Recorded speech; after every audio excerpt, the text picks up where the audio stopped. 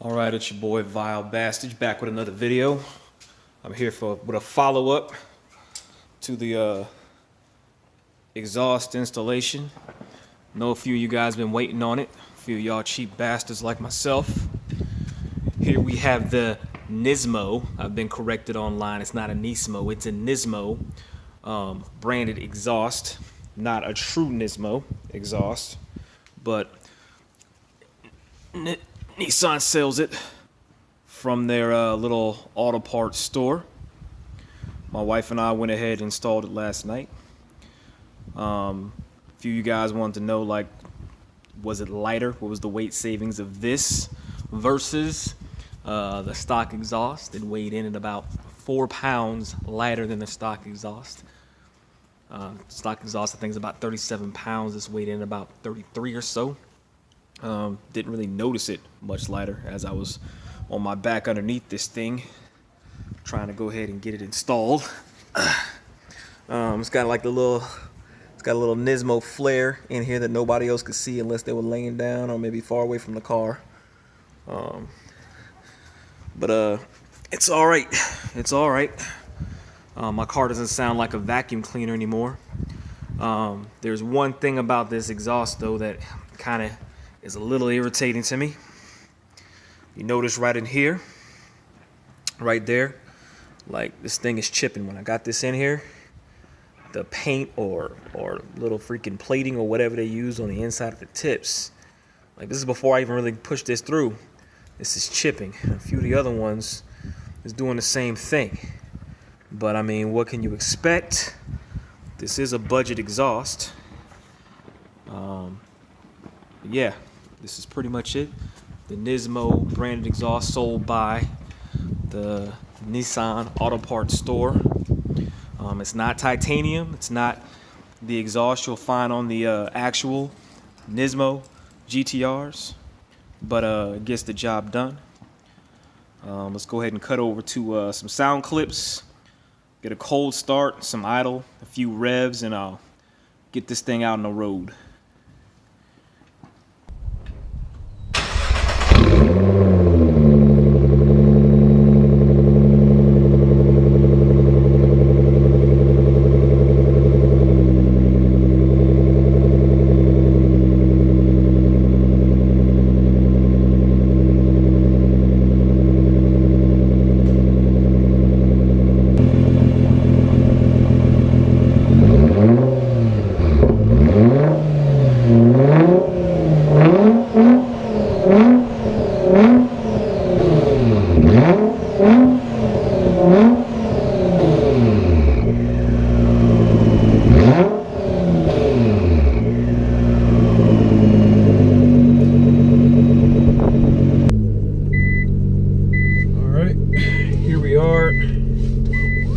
Get some inside sound bites here of this Nismo poor man's exhaust.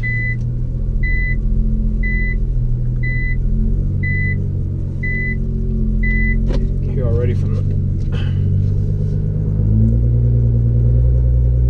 idle here, it's not too bad.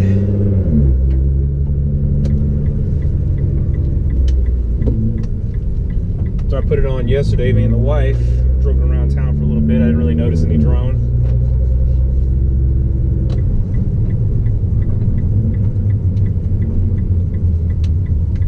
So get it out on the road here for a little bit and get it opened up.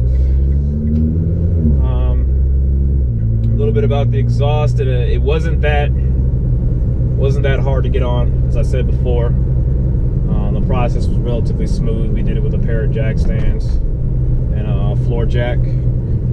We also changed out the mid pipe as well. I got a mid pipe from a forum user, from a Battalion 3-5 member. It's a Fabworx 3.5 inch mid pipe. Took the cats out of it. I was kind of afraid that those extra 2 cats that sit in the mid pipe that it would be too loud, but it's actually pretty tame. Go ahead and put the car into fun mode here.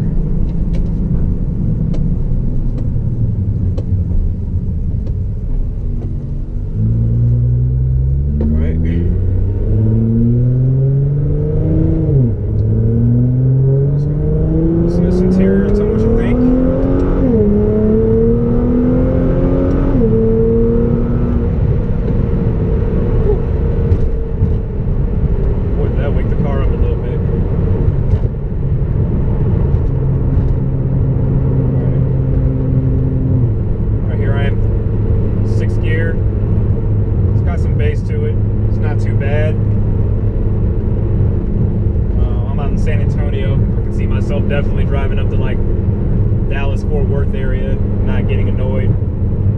Turn some tunes up, probably drown it out a little bit, but not really any drone. Just a bit of bass. Overall, I gotta say I'm happy with it. Whether or not I'll be happy with it still after I do downpipes later on this year, that remains to be seen. But definitely with just the Nismo muffler, catback, mid-pipe, definitely wakes the car up. Before that, I thought it sounded like a vacuum cleaner.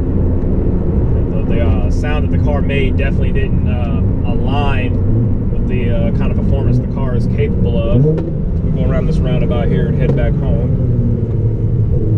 Do one more pull. Get some space from this car here. Got a Prius in front of me. All right, second gear pull. Full throttle. Oh yeah.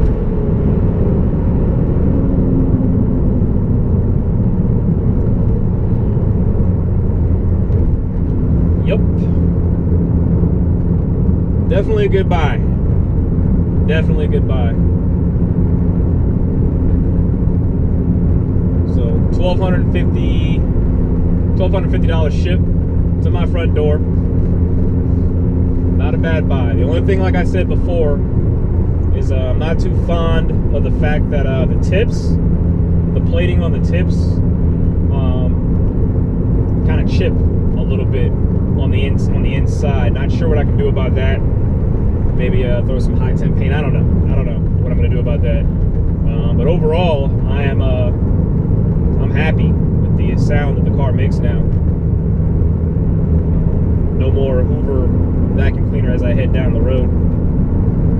So next up is gonna be just a slow build up for FBO. Probably end up getting a Cobb access port next month, maybe EcuTech. Still trying to decide which way I want to go with that. Downpipes later on in the year. Pair of fuel pumps, intake, injectors. I think I'll be happy there. I don't want to make this car crazy. You know, I see a lot of these 1,000 horsepower builds, and you guys are insane. The guys who do that. I mean, more props to you. Big props to you. I've already got that sitting in the garage in the form of my Mustang. And one thing I gotta say is when my Mustang hung out around 650 or so horsepower, I probably should have stopped there. It was really fun, really enjoyable, definitely streetable. But then I needed more, needed to have more. Took it up to 7, took it up to 8, went to 9. You know, hanging out near 1,000 right now, and the only time I ever want to really drive that car is pretty much when I want to go racing. I take it out to the half mile or whatever. So this car I definitely want to drive a lot more often. Plus, it's not like 20 billion of them on the road like there is with my Mustang. So because of that, I think 600 some odd wheel for me is the sweet spot. We'll see. Maybe 3-4 years down the road, I might get that bug again, and then before I know it, I'll have 2 1,000 horsepower cars in my garage. But for right now, this is fine. Like the sound this exhaust makes. I need to do something about those tips. Yeah, I'm cool with that. Let me know what you think, though. I think I'm gonna do one more shot of the car, maybe going back around that same roundabout from the exterior, if I can get my wife to hold the camera or something. But let me know what you think.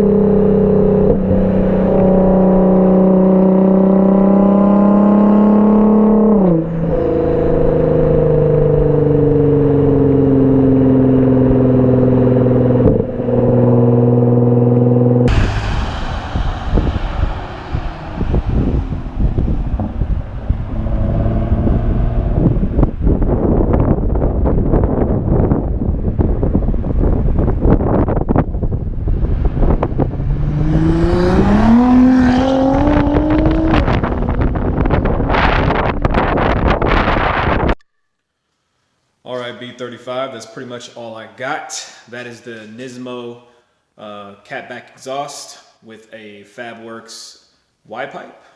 Let me know what you think down below. Pretty cheap little solution if you want a little bit of sound, maybe some extra performance. Until next time, this is Vile Bastard out.